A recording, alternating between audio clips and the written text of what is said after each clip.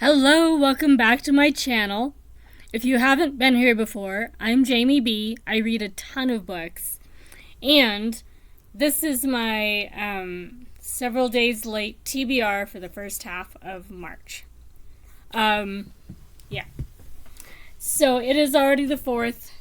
I've already finished a couple books for the month.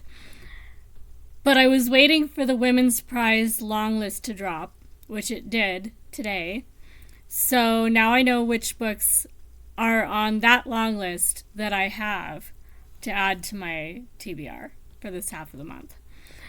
So, first of all, Women's Prize. I did my guess video. Not predictions, just guesses, things that might be on there. And I got some right. It was kind of fun. So I've actually read 3 of the Women's Prize long list because I finished Moderation by Elaine Castillo yesterday. So I finished that one, finished A Guardian and a Thief, and one other one. Anyway, I finished 3. And I have 3 that I either have as arcs or as a physical book. So I have the Correspondence, or Correspondent singular. I like this cover better, but this is the one that in the Women's Prize covers is pink with kind of a letterbox, like pink and purple. I like this cover better. I like the birdies. And I also have arcs for Paradiso 17 and A Beast Slinks Towards Beijing. So those 2 arcs are definitely ones I'm going to get to in March. And I will also be trying to read The Correspondent. So that'll be the next one. I've never followed the Stella Prize before, partly because, again, the publication dates and availability in the United States is sometimes limited. So it's not a U.S. prize, but it still might be worth seeing what their long list is. And then I think the Carol Shields Prize, that's the U.S. kind of women's prize.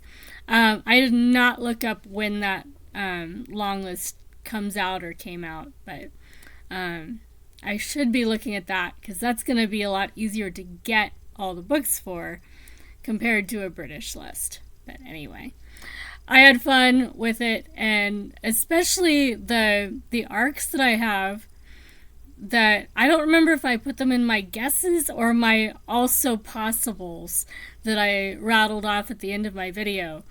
But I know that both of those were ones I mentioned. So that was kind of fun because they weren't, top picks for most of the people that were doing prediction videos. So doesn't mean that I stuck them in my top 12 or 16. So I still don't get much credit for that, but still. But I will have fun reading those. I did try Helm by Sarah Hall. That was in a lot of prediction videos. And it was just kind of okay. I loved the premise. The execution was a little frustrating and confusing. And I was reading it all in basically one long extended sitting. And I was just bored and confused and annoyed for most of it. Like every time I'd go away from the screen and come back, it seemed like the next page had nothing to do with the page I just read. Like, am I remembering this badly? No, it actually doesn't connect very well. So transitions were bad. There needed to be more indication of when and where we are or something, because it jumps between different time periods and in the same space. But the time settings are not always clear, especially as you're just learning all the characters and the settings. So it was frustrating. And I read a lot of books that have that, jumping back and forth between different times structure. And they're not usually that annoying.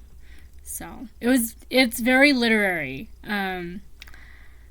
Yeah, if you like literary kind of experimental books with wind as a character, you might like this book. But I was annoyed. So 3.5 to 3.25, somewhere in there, on Storygraph. So anyway, I have a TBR, and it is in progress, but there's some books I know I'm going to be reading for sure this month. So let me show you the small stack that I know that I'm getting to in March. Okay.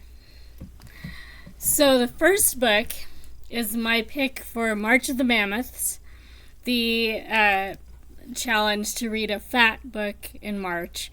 A mammoth being something that's 800 pages or bigger. This one is 1,200 pages, so it's definitely big enough. And it's on the BookTube prize checklist. So unless it's eliminated in the first round, this one's one I might need to read for that. So Tom's Crossing by Mark Z. Danielewski.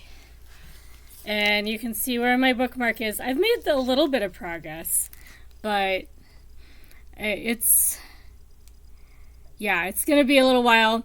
Amber Lee, that's in a lot of the reading sprints chats, is also reading this, so we're kind of buddy reading it over this month because I need peer support.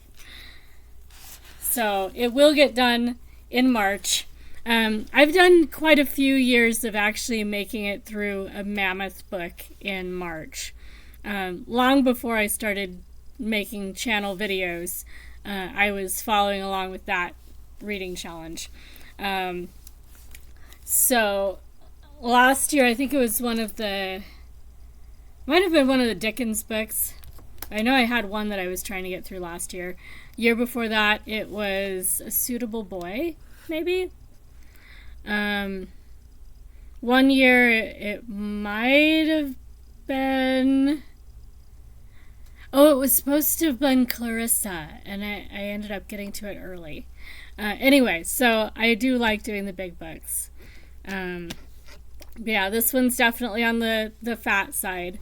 And I'm enjoying it so far. It is a Western. So, yeah. Kind of interesting. I will know more as I get further into it. Then I have a few that I was able to find audiobooks for through the library. So I have them checked out. So now I'm definitely reading them. I got The Maytrees by Annie Dillard. Watchman by Ian Rankin.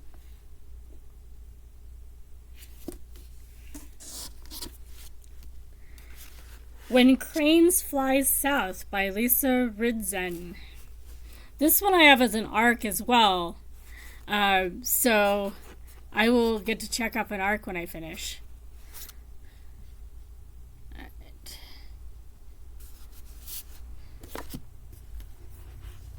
I got The True History of the Kelly Gang by Peter Carey.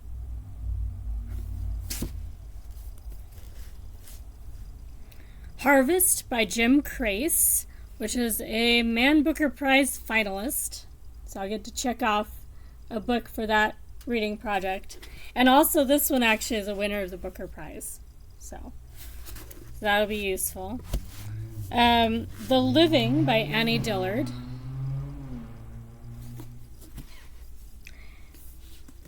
And then probably 1916 by Morgan Llewellyn.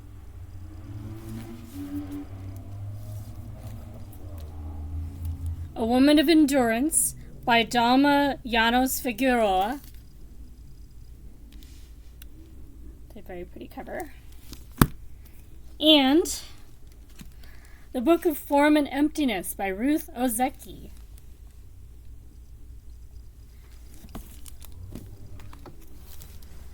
And yeah, that's not a very big TBR for me. But I'm mood reading the rest of the month and doing a lot of ARCs that I don't have in print. So there will be other books that I have in print that I will finish this month. You'll see the first batch in a couple days when I do my first week wrap up. But these are the ones that I am intending to get through, that I have audiobooks for, or specific reasons that I need to finish them. So, stay tuned for my thoughts on these lovely books and all the other books. And if I can, I will get the other books from the Women's Prize. But I know from experience that it can take quite a while before I have access to some of the more small press or obscure books that they feature on that prize. I'm half a planet away from where their publishing houses are.